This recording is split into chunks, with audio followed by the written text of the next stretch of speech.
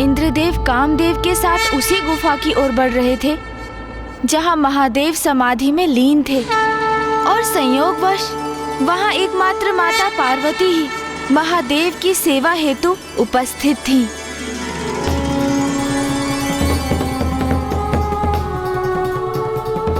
कामदेव, ये वही गुफा है जहां महादेव स्थित है, और इस समय माता पार्वती भी वहीं पर है। उचित है देवराज, किंतु यहां से गुफा के भीतर तक देख पाने में मैं असमर्थ हूं। हमें और निकट जाना चाहिए।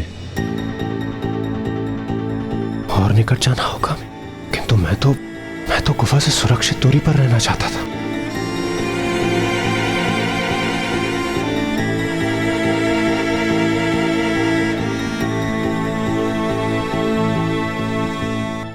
क्या हुआ देवराज? हाँ, कुछ नहीं कामदेव। कामदेव, आप तो अपने बाणों से लक्ष्य साधने में निपुण हैं। आप बेकार में चिंता कर रहे हैं। आप यहीं से अपने बाण चलाइए ना। देवराज, मैं कोई धनुर्धारी योद्धा नहीं हूं।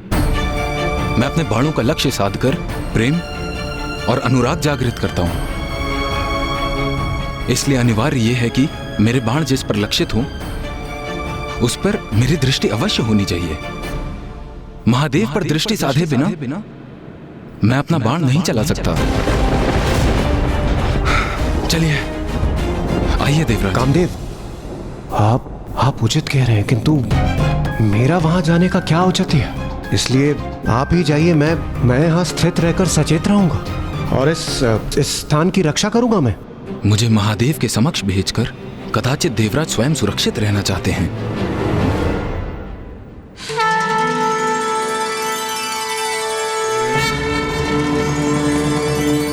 प्रभु ने आज भी फलाहार नहीं किया।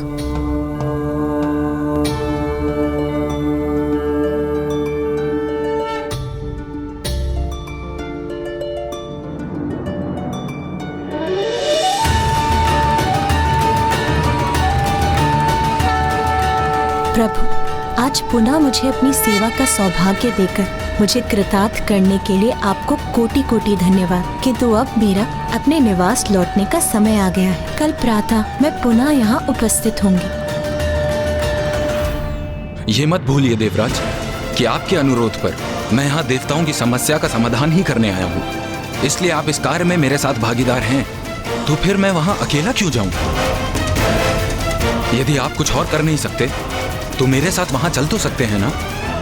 उचित है। फिर चलिए, और विलंब क्यों? बढ़िए आगे।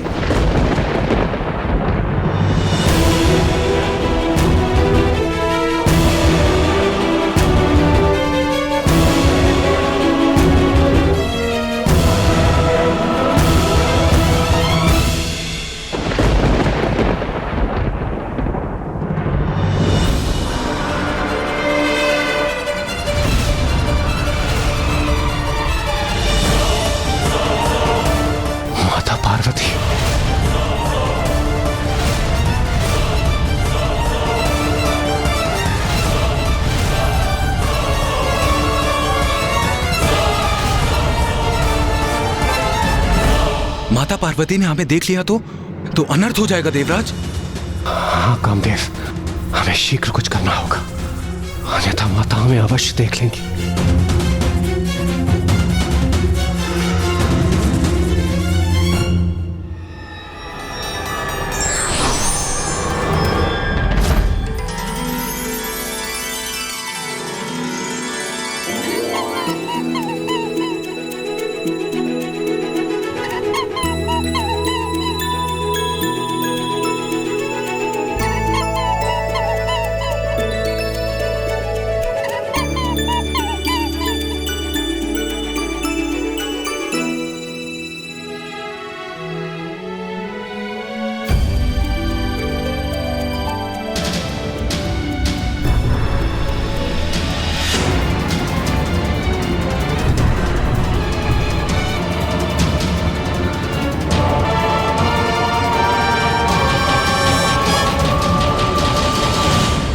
किसी प्रकार हमारी रक्षा हो ही गई। तनिक अवकाश ही शेष था, अन्यथा माता की दृष्टि हम पर अवश्य पड़ जाती।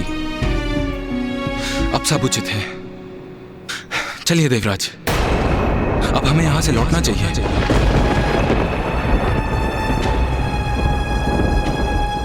लौटना चाहिए? किंतु क्यों? कामदेव, हम यहाँ एक महत्वपूर्ण कार्य करने आए हैं। जब तक हम उसे पूर्ण नहीं करते हम यहाँ से नहीं जाएंगे। नहीं देवराज, अब उसका कोई लाभ नहीं। मैं महादेव पर तभी बाण साध सकता हूं जब माता पार्वती उनके समक्ष हों, जिससे मेरा बाण जब महादेव को स्पर्श करे और वे अपने नेत्र खोलें तो माता को अपने समक्ष देख उनके प्रति प्रेम और स्नेह का भाव जागृत हो सके। ओह, तो अब मैं समझा, ये आपकी रणनीति थी। इसलिए तो आप इतना तर्क वितर्क कर रहे थे। आप यही चाहते थे ना कि समय व्यर्थ हो जाए और माता गुफा के बाहर आ जाए और आपको अपना कार्य भी ना करना पड़े। क्यों कामदेव?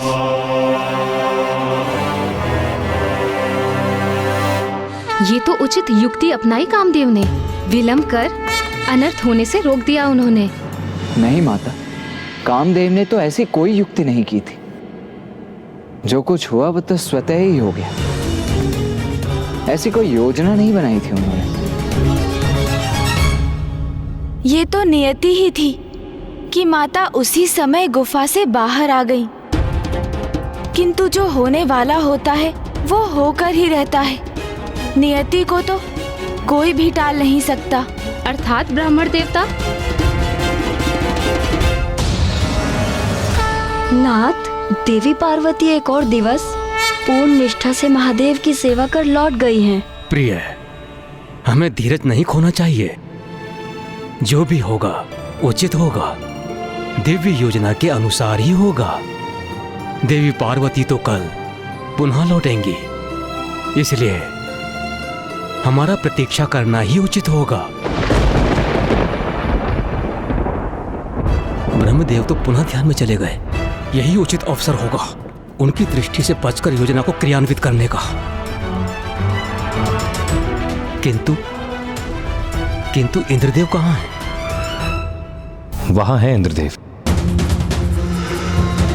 कामदेव के साथ।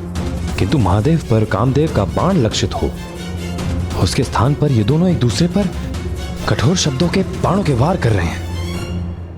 बस देवराज, बहुत हुआ। सर्वप्रथम आपने निवास स्थान पर आकर मुझ पर कर्तव्य ना निभाने का दोष लगाया और अब अकारण विलंब करने का दोष लगा रहे हैं।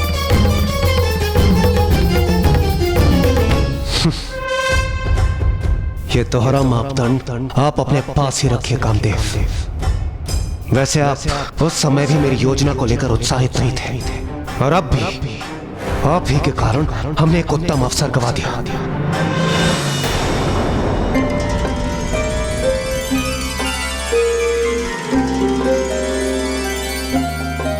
ओहो, मैंने शेष रहे बासी फलों की टोकरी तो गुफा में ही छोड़ दी। कहीं उससे दुर्गंध न उत्पन्न हो।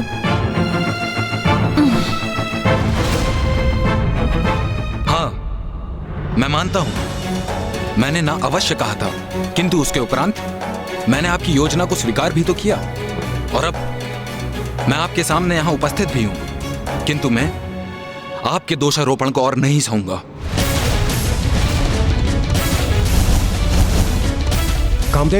कामदेव रुकिए।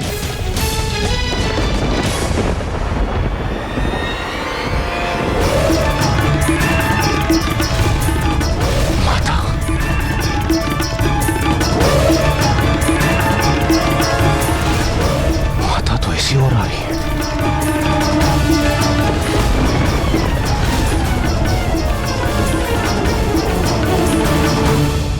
कामदेव, आइए, शीघ्रता कीजिए।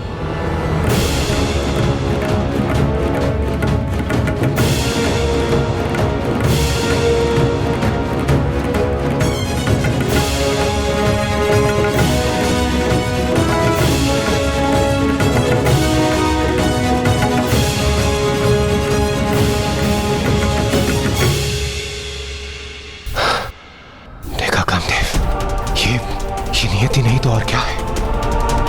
माता चली गई थी और हमें प्रतीत हो रहा था कि हमने अवसर गंवा दिया,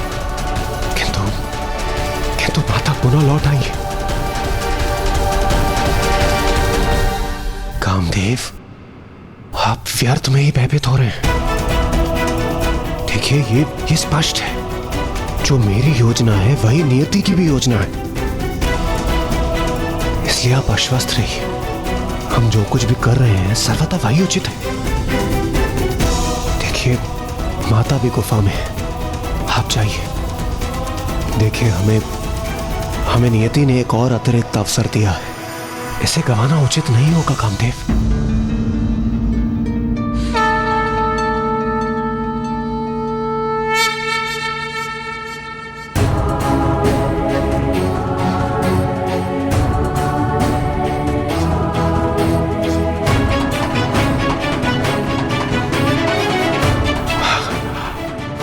आइए कामदेव, आइए। करूंगा, मैं जगत कल्याण के लिए सब कुछ करूंगा।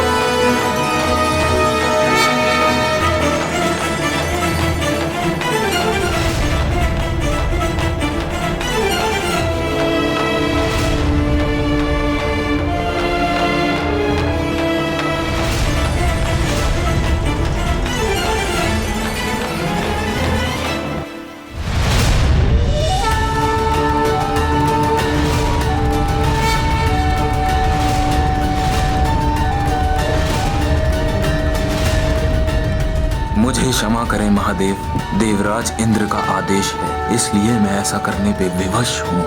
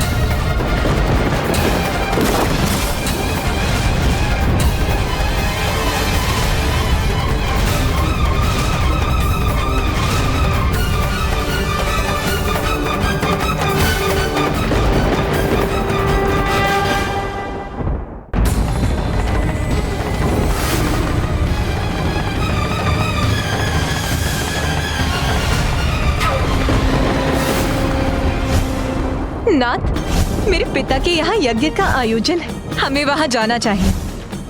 नहीं सती, बिना निमंत्रण कहीं भी जाना अहित को आमंत्रण देना है। जिसे सदैव भूत प्रेत पिशाचों से घिरे रहना प्रिय हो, वो मंगलकारी कैसे हो सकता है? अरे वो तो अमंगलकारी है। अरे उसे इस महायज्ञ में तो क्या, मैं किसी यज्ञ में आमंत्रित नहीं करूंगा। हे योगाग्नि, प्रकट हुई, और अपने में समा के भस्म कर दीजिए मुझे।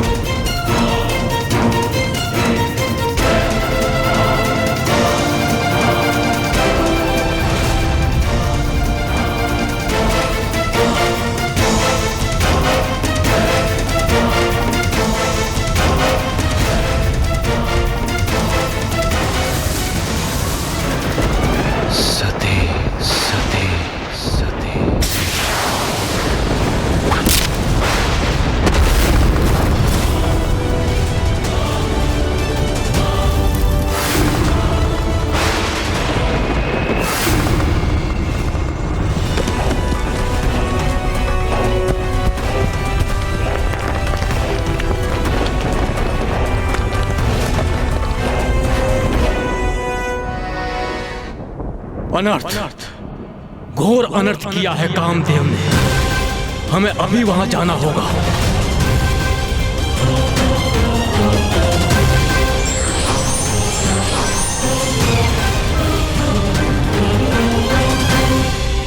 स्वामी, मुझे ऐसा प्रतीत हो रहा है कि सर्वनाश होने वाला है।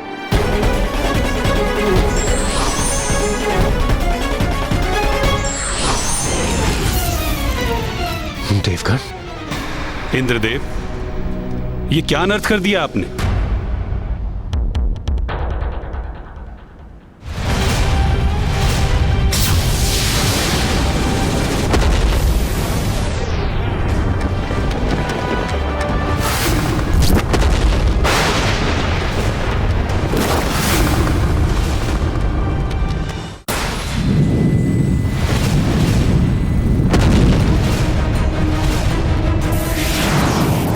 क्षमा करें महादेव, मैं विवश था।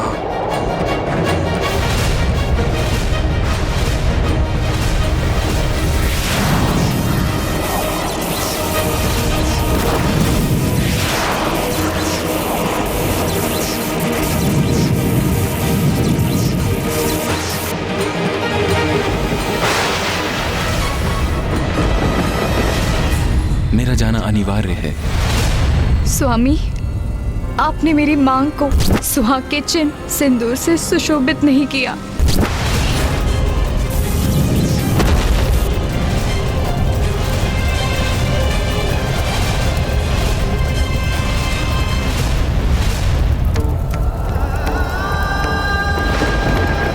महादेव की क्रोधाग्नि ने कामदेव को भस्म कर दिया।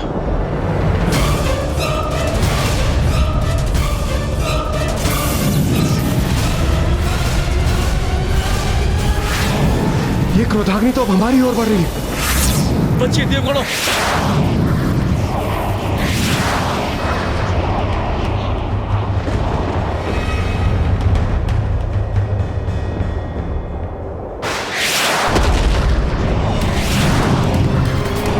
बहुत बड़ा अनर्थ कर दिया इंद्रदेव आपने। समाधि में स्थित महादेव पर काम इच्छा जागृत करने वाले कामदेव के बाण ने काम भावना के स्थान पर महादेव के भयंकर क्रोध को जागृत कर दिया है। और अब महादेव के तीसरे नेत्र से उत्पन्न हुई ये अग्नि पूरे संसार को भस्म कर देगी। सर्वनाश हो जाएगा, सर्वनाश।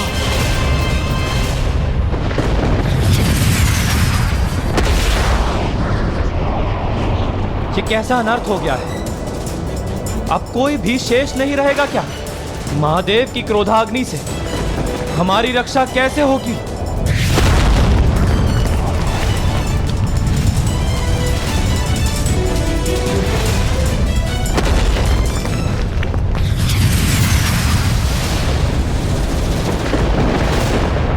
संपूर्ण ब्रह्मांड महादेव की क्रोधाग्नि से प्रभावित है।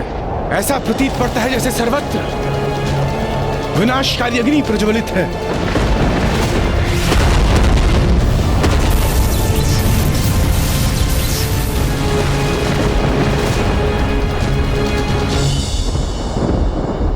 मुझसे बहुत बड़ी भूल हो गई। नारायण, कृपा कर कुछ कीजिए, अन्यथा इस सृष्टि का विनाश हो जाएगा, कुछ भी नहीं बचेगा।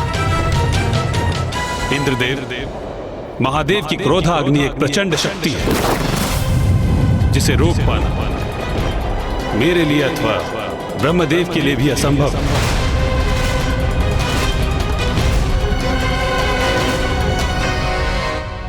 स्वयं ब्रह्मदेव और नारायण महादेव की क्रोधाग्नि को रोकने में अक्षम थे। हाँ महाराज, क्योंकि देवादिदेव महादेव तो संसार की समस्त ऊर्जा के स्रोत है।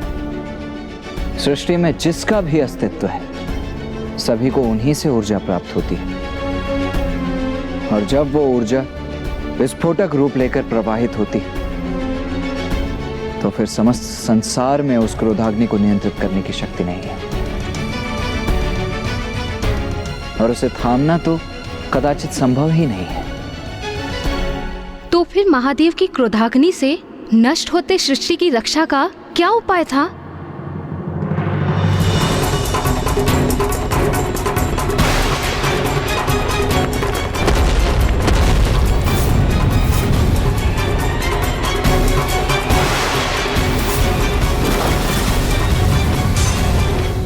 माता, जिस प्रकार एक बार बाण छूट जाए तो फिर उसे लौटाया नहीं जा सकता, उसी प्रकार महादेव की क्रोधाग्नि को भी लौटाना असंभव है।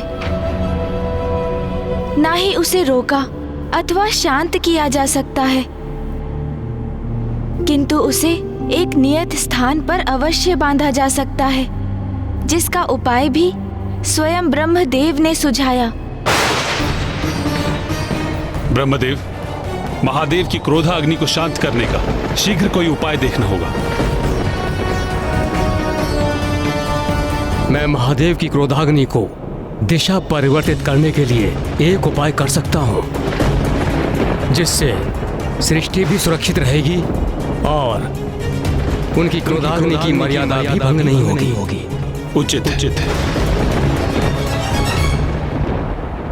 समुद्र देव कृपया उपस्थित हो। प्रणाम ब्रह्मदेव, प्रणाम नारायण, प्रणाम समस्त देवतागण। समुद्र देव, अब आप ही महादेव की क्रोधाग्नि को अपने में समाहित करके इस सृष्टि का नाश होने से रोक सकते हैं।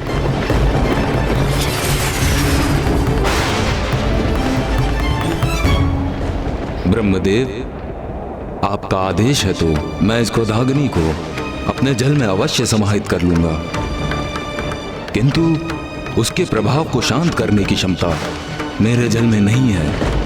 इसीलिए ये क्रोधाग्नि सागर की गहराई में जल एवं शिलाओं के मध्य में स्थित रहेगी, किंतु वहां स्थित होने पर भी ये अत्यंत भीषण और प्रबल रहेगी। प्रणाम।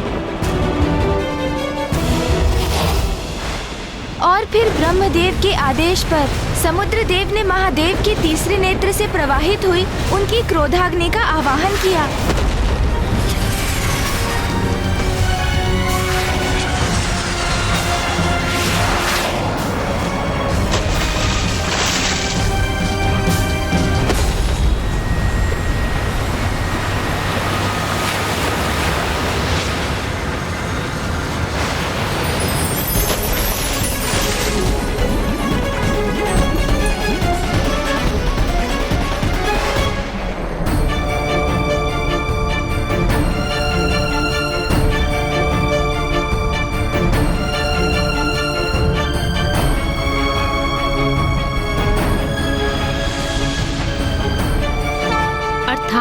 ब्रह्मदेव की युक्ति से और समुद्रदेव द्वारा अपने दायित्व के निर्वहन से सृष्टि की रक्षा हो गई, और उधर गुफा के भीतर माता और महादेव की दृष्टि एक दूसरे के ऊपर जा चुकी थी, अर्थात अब सब कुशल होने वाला था।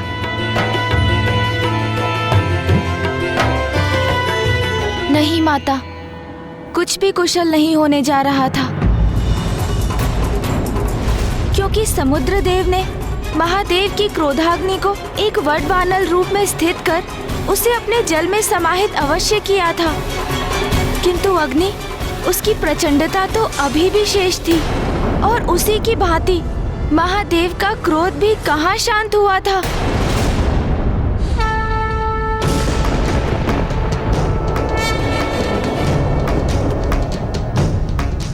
अंततः महायोगी जी अपने चिर ध्यान से बाहर आ ही गए। मुझे आपसे कुछ महत्वपूर्ण वार्ता करनी है प्रभु।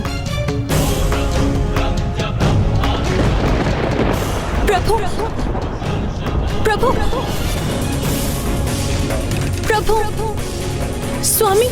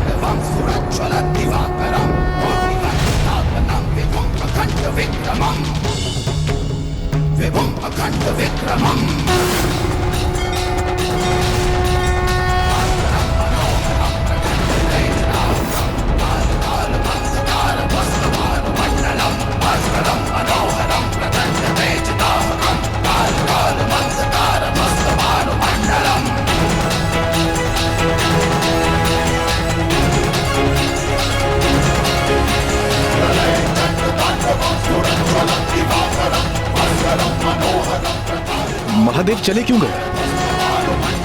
अब तो उन्होंने माता पार्वती को अवश्य देख लिया होगा। तो इस प्रकार जाने का कारण क्या हो सकता है? उनकी क्रोधा अग्नि का प्रभाव भले ही सीमित हो गया है, किंतु उनका क्रोध कामदेव को भस्म करने के पश्चात भी शांत नहीं हुआ है।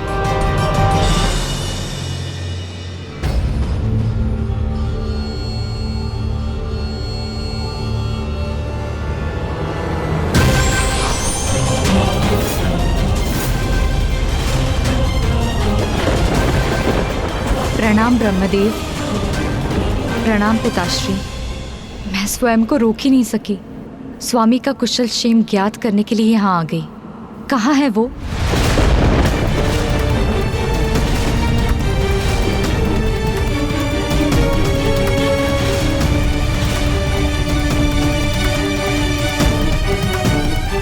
अब सभी इतने शांत क्यों हैं? कुछ कहते क्यों नहीं? स्वामी कहाँ हैं?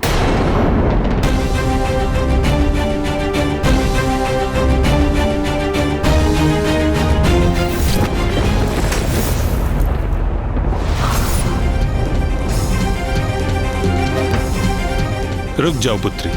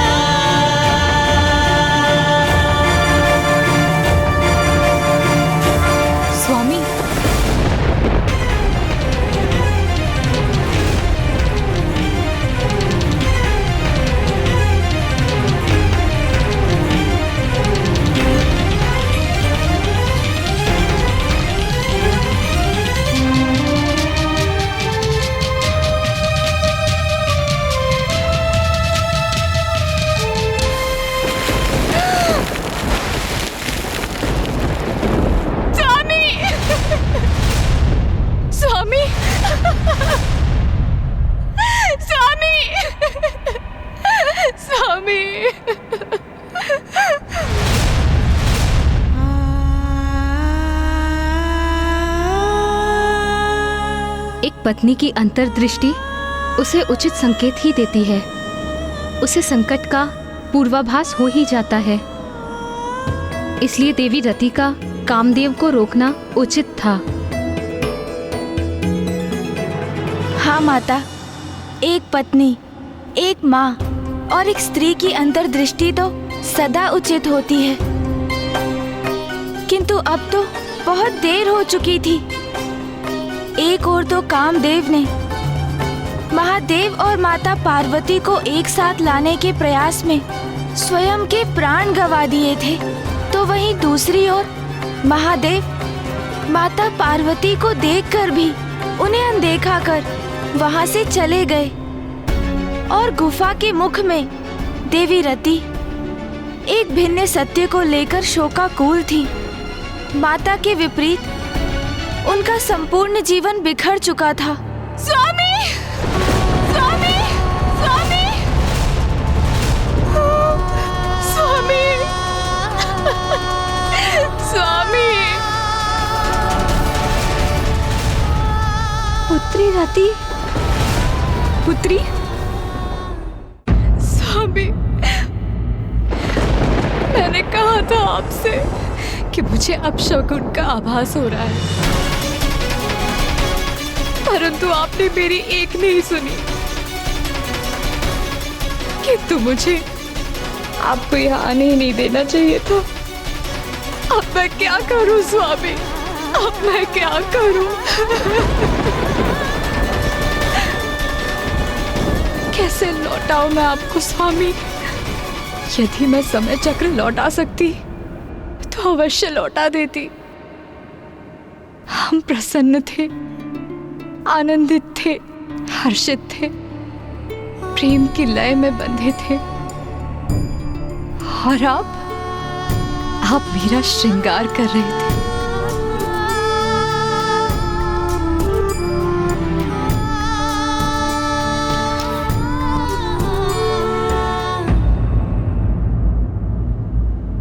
और फिर आगमन हुआ देवराज इंद्र का।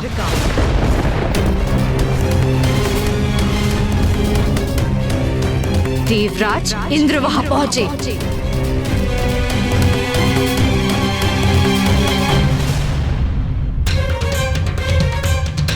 अब आपने अपने नेत्र क्यों झुका लिए है देवराज इंद्र?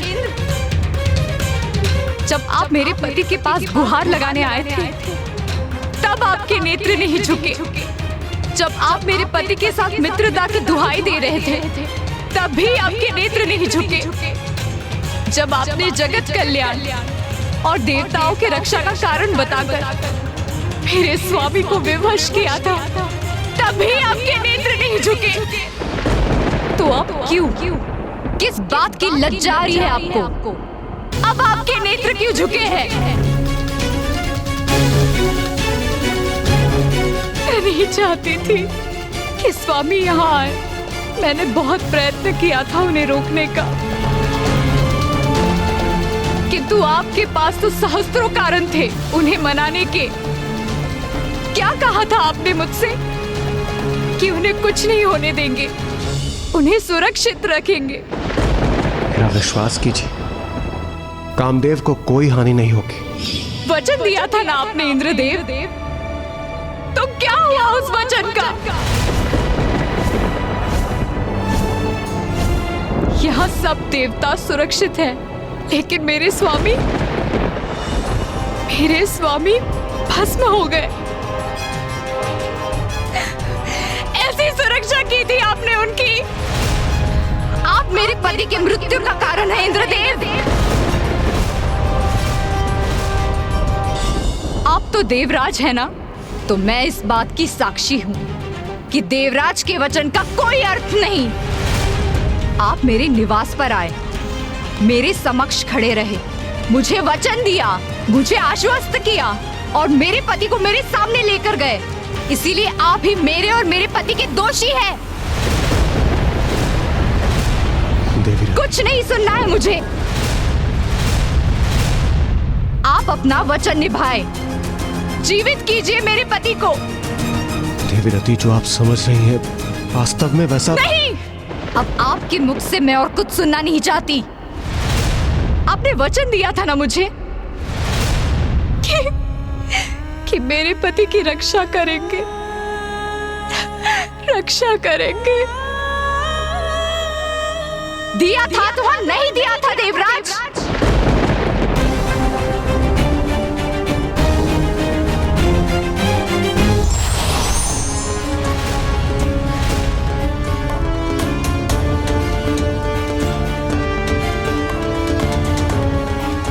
उत्तर दीजिए देवराज इंद्र।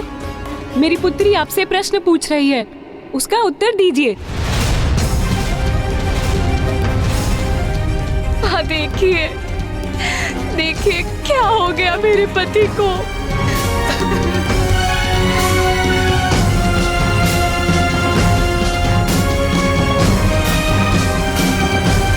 स्वामी, अब आप ही कुछ कीजिए स्वामी।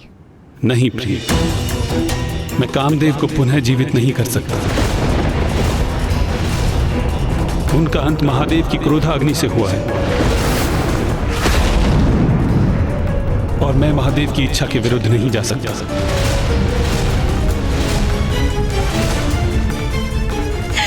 ये कैसा न्याय है पिताश्री। इंद्रदेव ने मुझे आश्वस्त कर ये कहा था। देवी रति, आप नारायण की पुत्री हैं। आपको कदापि चिंता नहीं करनी चाहिए। ये क्या कर दिया देवराज इंद्र आपने? इतनी भयंकर योजना बनाने के पूर्व आपने एक बार मुझसे या ब्रह्मदेव से पूछना उचित नहीं समझा। आप सभी देवताओं के मुख पर ग्लानि का भाव देखकर मुझे आभास हो रहा है कि इंद्रदेव की योजना में आप सभी सम्मिलित भी थे और उन्हें आपका समर्थन भी प्राप्त था।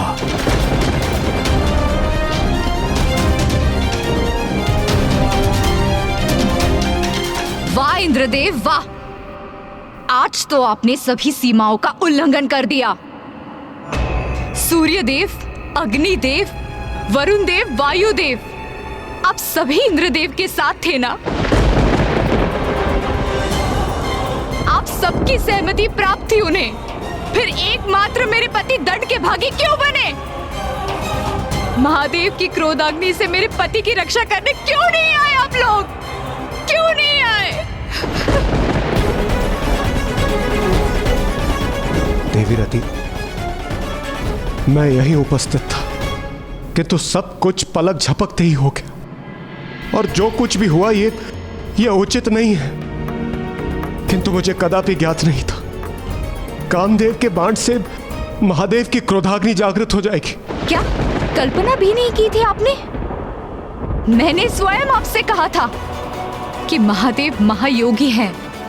उन्हें कोई भी, मेरे पति कामदेव भी, काम भावना के वश में नहीं कर सकते। जो सत्य मैं भली भांति समझती हूँ, उस सत्य का आभास भी नहीं हुआ आपको। फिर कैसे देवराज इंद्र है आप?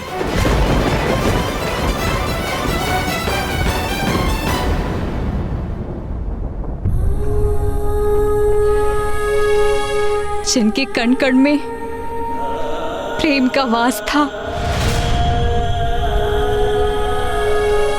संसार में प्रेम की रासलीला जागृत किया करते थे।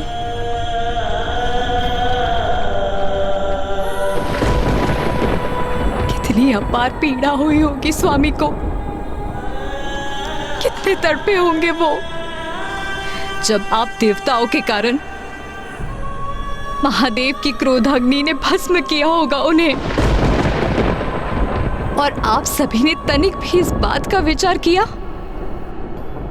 कि कामदेव के बिना रति कैसे जीवित रहेगी, क्या करेगी वो? और क्या आपका ये संसार कामदेव और रति के बिना स्थिर रह सकेगा?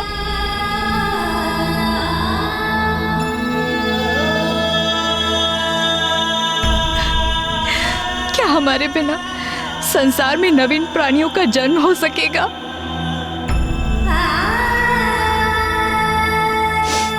ब्रह्मदेव, आप तो सृष्टि के रचयिता हैं, इसीलिए आप तो अवश्य कुछ करने में सक्षम होंगे।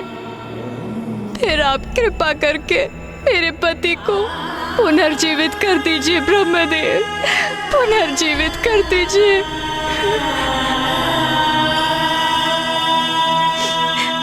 पिताश्री, आप तो पिता है ना मेरे, आपका जामाता मृत अवस्था में है, फिर आप क्यों नहीं जीवित कर रहे उन्हें? क्या आपको आपकी पुत्री का वैधव्य विचलित नहीं कर रहा? आप मुझे विधवा रूप में कैसे देख पा रहे हैं पिताश्री? कैसे देख पा रहे हैं?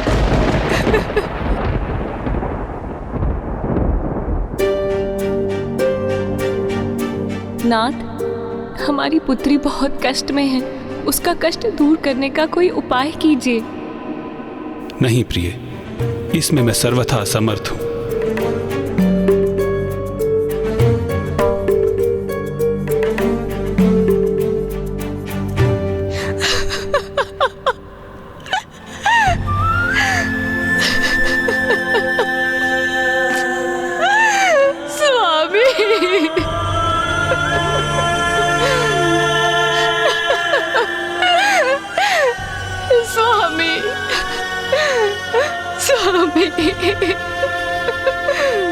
ब्राह्मण देवता ब्रह्मदेव, नारायण, देवराज इंद्र एवं सभी अन्य देवगण वहां एक साथ उपस्थित थे, फिर भी कुछ भी करने में असमर्थ थे। एक पत्नी होने के नाते मैं देवी रति की पीड़ा की कल्पना भी नहीं कर सकती।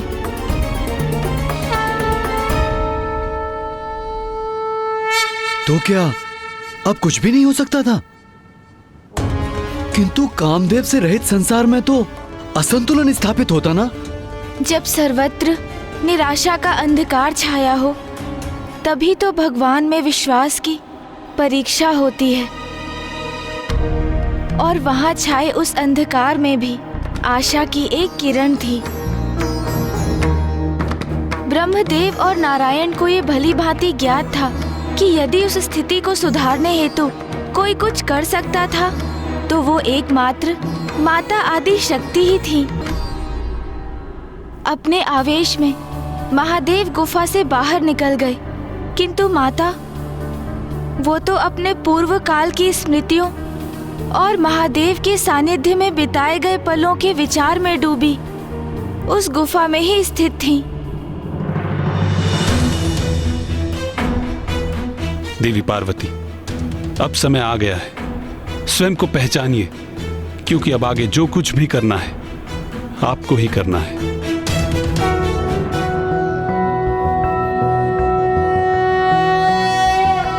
मध्य सुधाब्धि मणिमंडप रत्न वेद्यां सिंहासनोपरि गतां परिपीतवर्णां पीतांबरां। मैं तुम्हारी पुत्री बनकर तुम्हारी मनोकामना अवश्य पूर्ण करूंगी।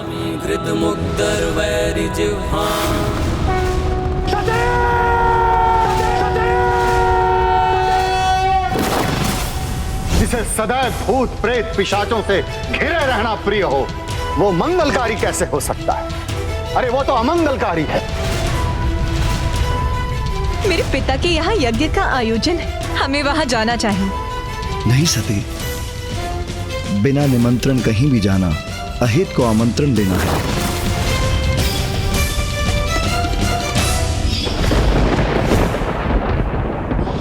मैं जो तीनों लोकों को नियंत्रित करती हूँ, मैं जिनसे त्रिदेवियों अर्थात देवी लक्ष्मी, सरस्वती और पार्वती की उत्पत्ति हुई है, एकमात्र मैं ही महादेव की पत्नी बनने के योग्य हूँ। मैं आदि शक्ति शैलपुत्री पार्वती के स्वरूप में पुनः जन्म लूंगी।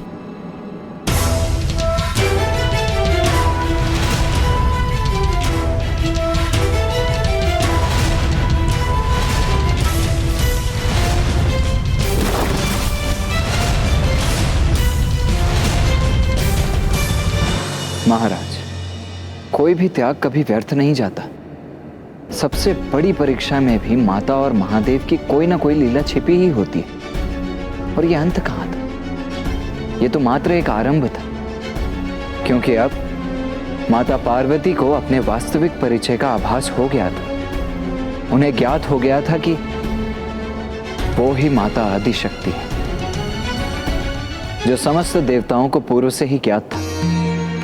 उस सत्य से अब माता पार्वती का भी परिचय हो ही गया था।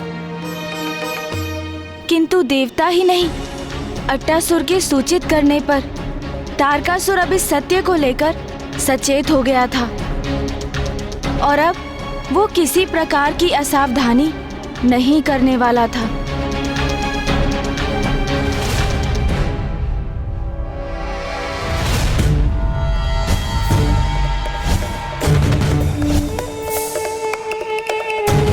टसुर जी, अभी आपके घाव पूरी तरह से भर चुके हैं। आप कुशल हैं और आपको पूर्ण रूप से स्वस्थ करने के लिए मैंने और औषधि भी दे दी है। एक सुझाव है आपके लिए, आप कुछ समय और विश्राम कर लीजिए।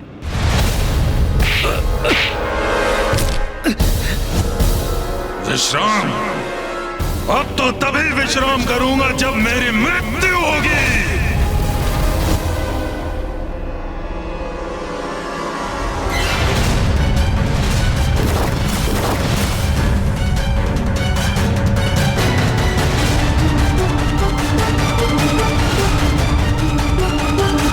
देवी आदिशक्ति, आज से 16 वर्ष पूर्व आपके कारण अंत हुआ था मेरा, किंतु अब एक नवीन जीवन की प्राप्ति हुई है मुझे।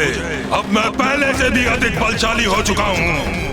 प्रतीक्षा करो देवी, प्रतीक्षा करो।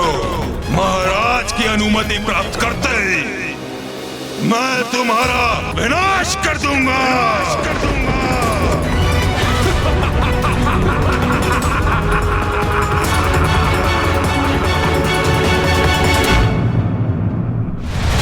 महाराज, अब मैं सर्वथा कुशल हूं और मेरी शक्तियां भी लौट आई हैं। आप मुझे जाने की अनुमति दें ताकि हम उन देवी शक्तियों को उचित शिक्षा का पाठ पढ़ा सकें। 16 वर्ष पूर्व भी तुमने यही कहा था टसर? जी महाराज, किंतु इस बार मैं अपनी शक्ति का उच्च प्रमाण दूंगा। इस बार मैं आपको कदापि निराश नहीं करूंगा महाराज। उचित है।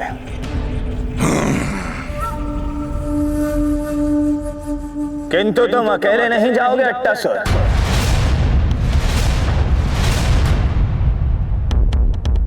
सैनिकों,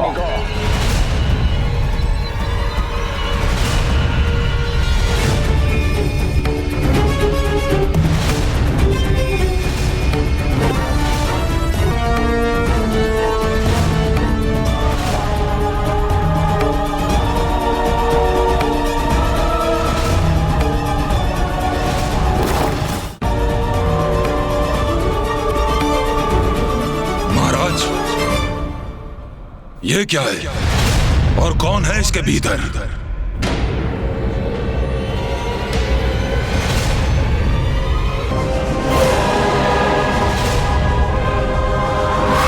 खोलो इसे।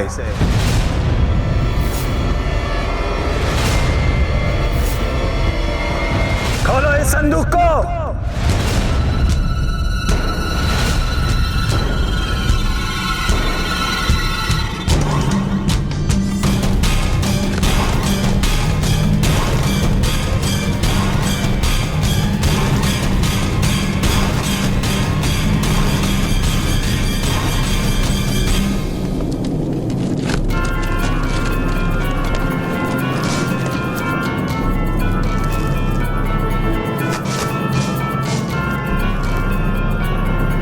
ये क्या महाराज, ये संदूक तो रिक्त है।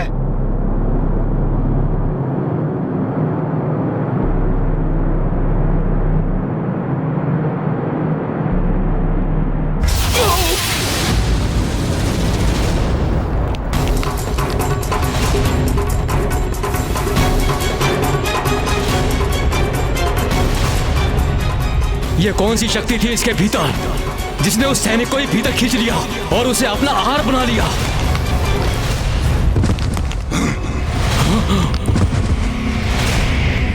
ये तो कोई भयंकर आसुरी शक्ति प्रतीत होती है। कारिका! कारिका!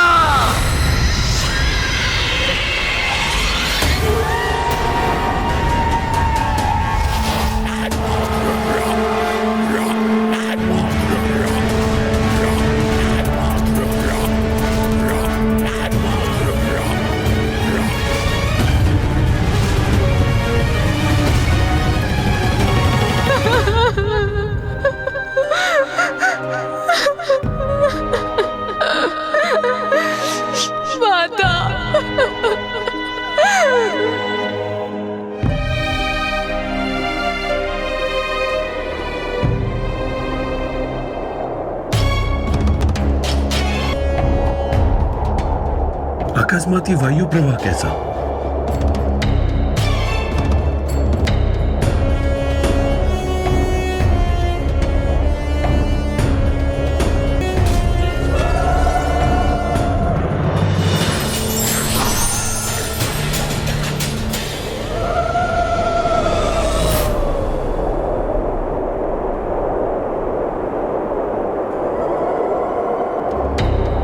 अब वो समय आ गया है जिसकी हमें कब से प्रतीक्षा थी।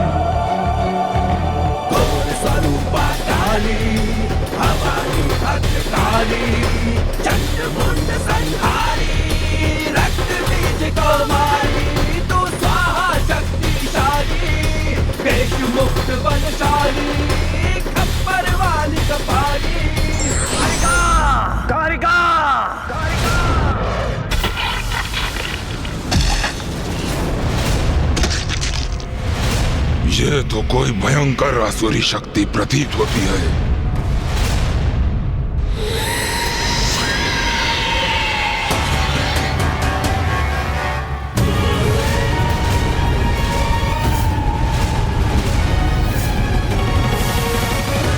प्रणाम महाराज, आपने मुझे बुलाया? कहिए, क्या आदेश है मेरे लिए? एक अत्यंत महत्वपूर्ण कार्य तुम्हें सौंप रहा हूं मैं कारिका। जाओ, अट्टासुर के साथ जाओ, ढूंढो उस आदि देवी शक्ति को, और यदि अट्टासुर उस देवी का अंत करने में असमर्थ रहा तो तुम इस कार्य को पूर्ण करो।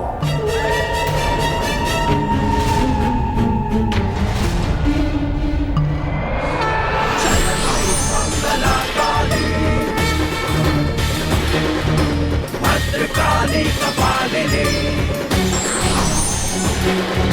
शेष मुक्त बलशाली, खप्पर वाली कपाली, त्रिनेत्र महाकाली, त्रिनेत्र महाकाली।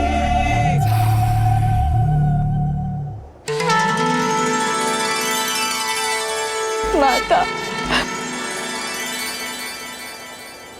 पुत्री, भूल तो कामदेव से अवश्य हुई है। अपने पंच बाण से महादेव में काम जागृत करने का प्रयास करने की बहुत बड़ी भूल। वो महादेव जो स्वयं में ही रमते हैं, उनमें भला कोई काम जागृत करने का प्रयास कैसे कर सकता है? माते, स्वामी से भूल हुई, ये मैं स्वीकार करती हूँ, किंतु उन्होंने जो कुछ भी किया देवराज इंद्र की योजना के अनुसार किया, उनके आदेश पर ही किया। यदि माता का क्रोध जागृत हुआ तो अनर्थ हो जाएगा, क्योंकि उसके पश्चात न मैं देवराज इंद्र लोक और न ही मेरा इंद्रलोक।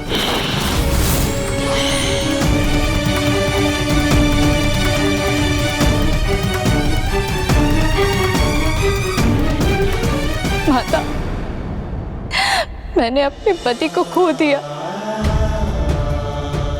और सृष्टि ने कामदेव को। अब संसार का क्या होगा माता?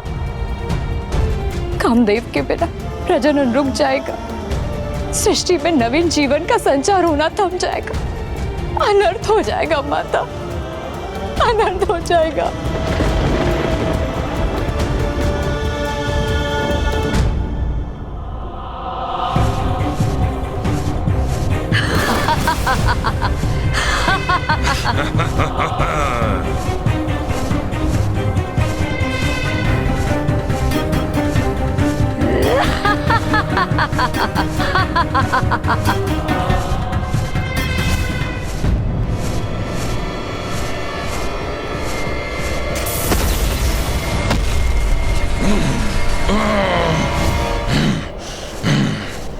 क्या हुआ अट्टासुर?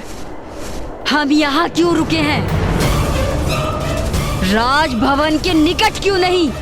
कहीं यहाँ पुनः आकर मैंने मूर्खता तो नहीं की? कदाचित मुझे उस चिकित्सक के सुझाव पर कुछ और समय विश्राम कर लेना चाहिए था। इस कारिका को यहाँ का मार्ग बताकर मैं स्वयं को सुरक्षित ही रखता तो उचित होता। तुम्हारी श्रवण शक्ति शिथिल है क्या? हुआ क्या है तुम्हें? चलो, यदि तुम नहीं जाओगे तो मैं स्वयं ही चली जाऊंगी। इस देवी आदि शक्ति का अंत मैं अकेले ही कर सकती हूँ। अच्छा, इतना ही विश्वास है स्वयं पर, तो जाओ ना।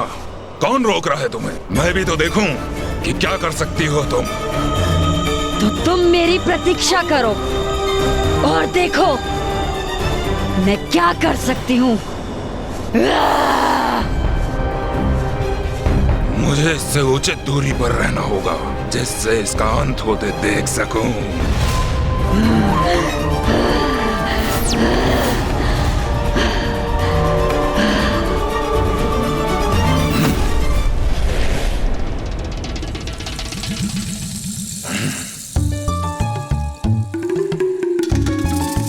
उचित है, मेरे लिए यही स्थान उचित है।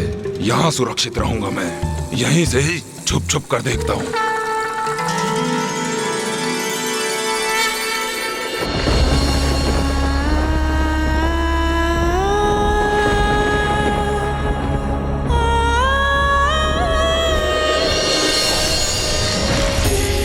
सरस्वतीं व्यासं ततो जयं उदीरये।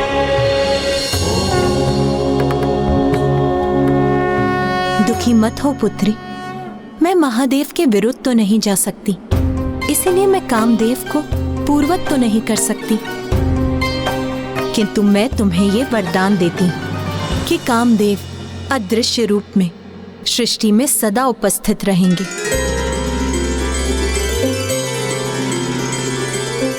और उनकी पत्नी होने के नाते एकमात्र तुम ही उन्हें देख सकोगी।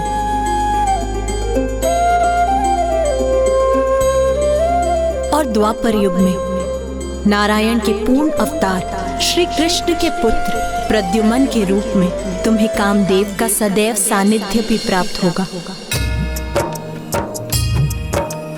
या देवी सर्वभूतेषु शक्तिरूपेण संस्थिता, नमस्तस्यै नमस्तस्यै नमस्तस्यै नमो नमः।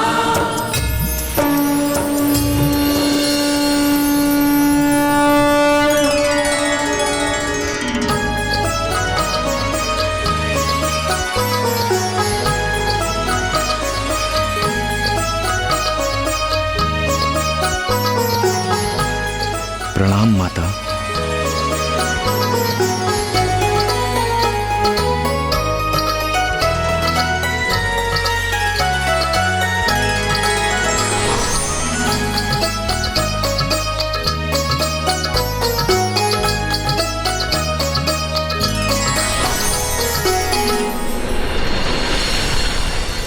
स्वामी, मैं आपको देख सकती हूँ स्वामी। माता ने आपको नया जीवन प्रदान कर दिया स्वामी। धन्यवाद माता,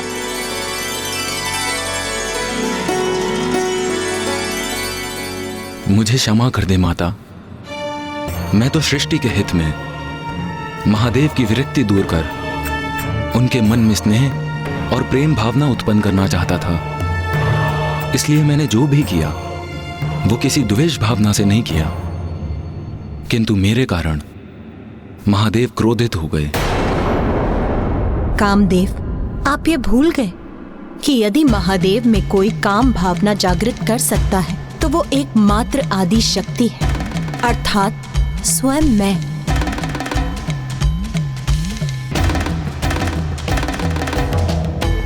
देवी रति,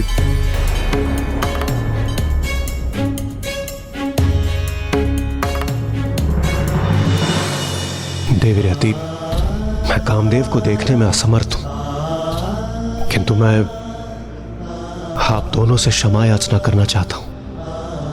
मैं आपका अपराधी हूं, मेरी क्षमा याचना स्वीकार करें।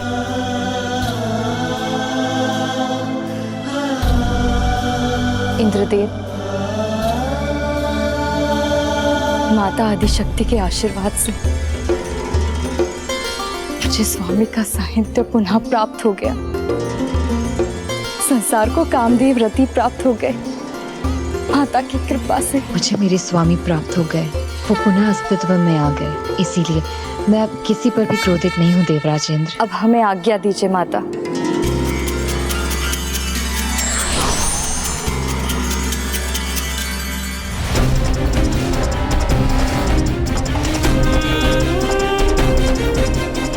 अंत करूंगी मैं देवी आदिशक्ति का। वो देवी तो वहां उपस्थित प्रतीत हो रही है। अच्छा ही हुआ, अब मुझे इसका अंत करने के लिए राजभवन में जाने की कोई आवश्यकता नहीं। मेरे हाथों इसकी मृत्यु ही से यहाँ खींच लाई है।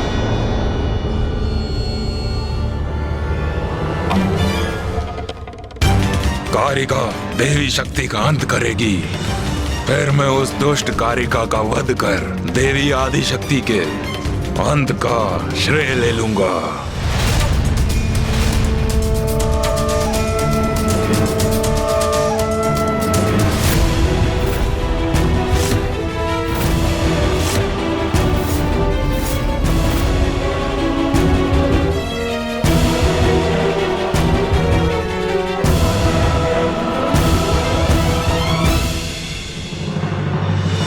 ये तो कोई असुरी स्त्री है जो आकाश में हमारे ऊपर मंडराकर ये छाया प्रकट कर रही है।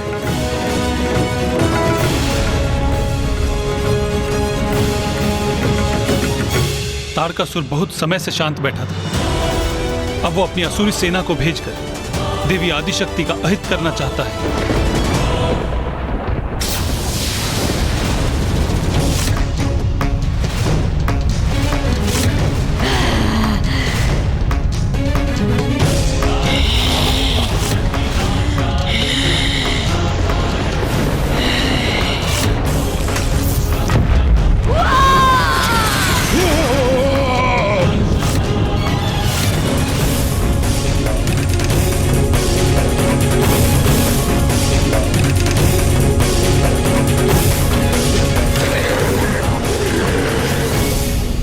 ब्रह्मदेव, नारायण, ये क्या घटित हुआ?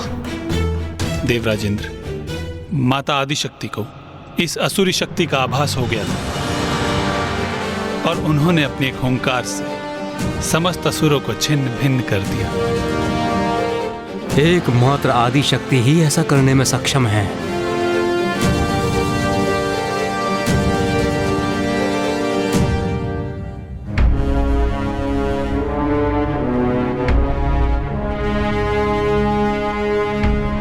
ब्रह्मदेव, विष्णुदेव, आप दोनों के हृदय में कोई चिंता अवश्य है। बताइए मुझे, आप इतने विचलित क्यों हैं? देवी आदिशक्ति, तारकासुर का आतंक बढ़ता ही जा रहा है। उसने स्वर्ग पर भी अपना अधिपत्य स्थापित कर लिया है। यज्ञ में व्यवधान उत्पन्न कर रहा है।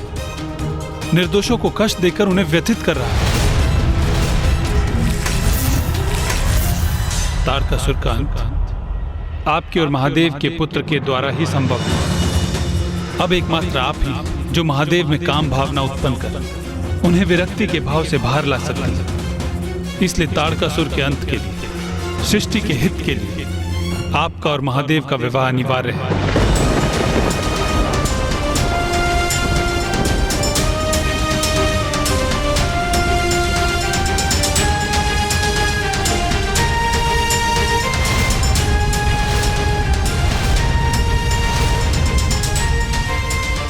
माता पार्वती इतनी विचलित क्यों प्रतीत हो रही है?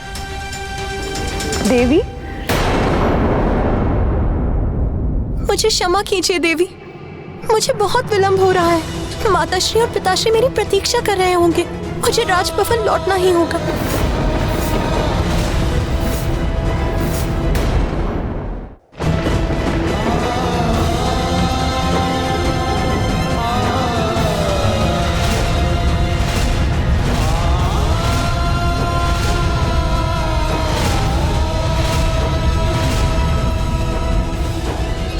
मैं कुछ समझा नहीं।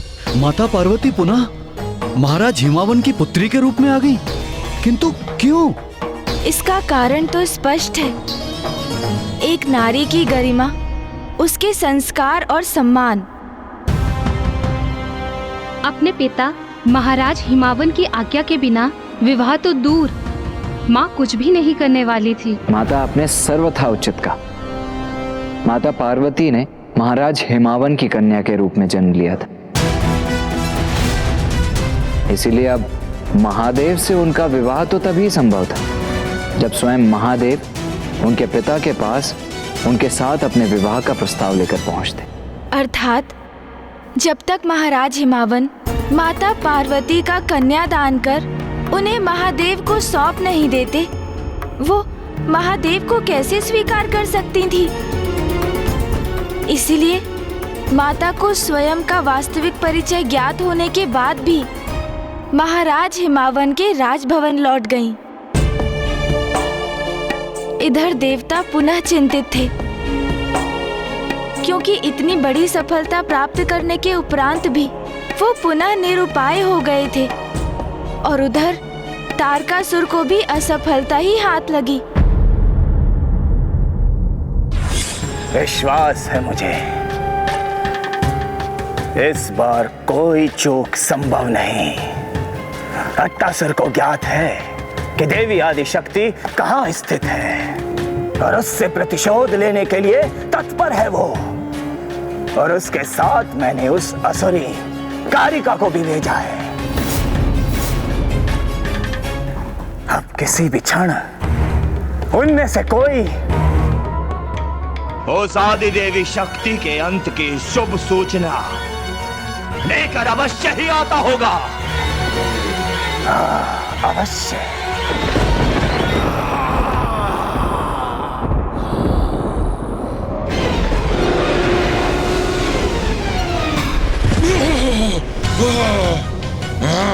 अट्टासुर पुनः आहत अवस्था में?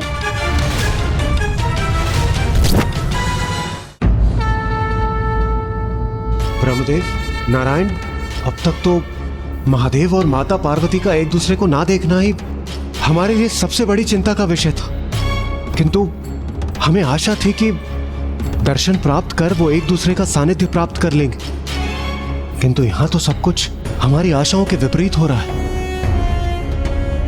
एक और महादेव माता पार्वती को देखते ही कहीं और प्रस्थान कर गए, और माता भी पुनः अपने पिता के घर लौट गई। देवराज, मुझे ज्ञात है आप सभी महादेव और देवी पार्वती की विवाह की प्रतीक्षा बड़ी अधीरता से कर रहे हैं, किंतु आप ये क्यों भूल रहे हैं कि विवाह संबंध स्थापित होना इतना सरल नहीं। विवाह होना इतना सरल नहीं अर्थात? वायुदेव, विवाह संबंध विधि विधान और इस संबंध की मर्यादा हम स्त्रियां ही भली भांति समझ सकती हैं, क्योंकि महादेव और देवी पार्वती की दृष्टि एक दूसरे पर गई अवश्य, किंतु इसका अर्थ ये नहीं कि वो तभी गंधर्व विवाह संपन्न कर लेते। अर्थात माता? विवाह संबंध स्थापित करने हेतु मर्यादा अनुसार सर्वप्रथम वर पक्ष की ओर से कन्या के लिए विवाह का प्रस्ताव आना अनिवार्य होता है। अर्थात देवी पार्वती से विवाह करने हेतु महादेव को अपनी ओर से विवाह का प्रस्ताव देवी पार्वती के पिता महाराज हिमावन तक भिजवाना होगा। किंतु माता, जिस प्रकार क्रोधावेश में महादेव यहाँ से प्रस्थान किए, उससे तो यही प्रतीत होता है कि विवाह में उनकी तनिक भी रुचि नहीं। तो फिर वो विवाह का प्रस्ताव क्यों भेजेंगे? देवी लक्ष्मी, प्रतीत होता है कि हम देवियों को ही देवताओं को सब समझाना होगा। हाँ देवी सरस्वती, इतने दिग्गज, ज्ञानी और शक्तिशाली देवता होकर भी विवाह अर्थात गृहस्थ जीवन के आरंभ की अधूरी ही समझ है इन्हें। देवगण, आप सभी ये क्यों भूल रहे हैं कि महादेव देवी सती को खोने की प्रचंड पीड़ा को सहन करने के उपरांत सभी सांसारिक क्रियाकलापों से विरक्त हो गए हैं, किंतु अब क्षण भर के लिए ही सही महादेव को देवी पार्वती की एक झलक अवश्य प्राप्त हुई थी। तो महादेव के मन में भी देवी पार्वती के लिए प्रबल आकर्षण अवश्य उत्पन्न हुआ होगा। हमें महादेव के मन को टटोल कर बड़ी ही सावधानी और संवेदनशीलता से उन्हें समझाना होगा, अन्यथा उनका कोप जागृत हो सकता है।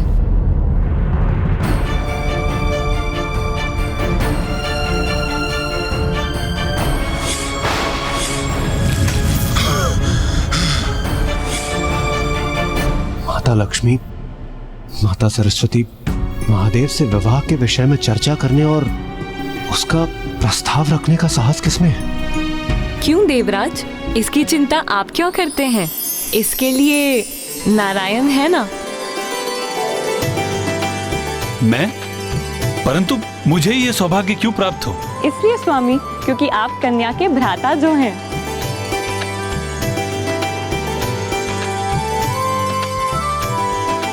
उचित है, मुझे ये सौभाग्य स्वीकार है।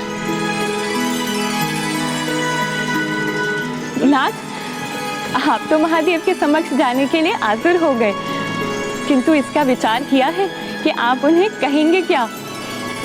इस पर भी तनिक विमर्श कर लीजिए। उचित है प्रिय।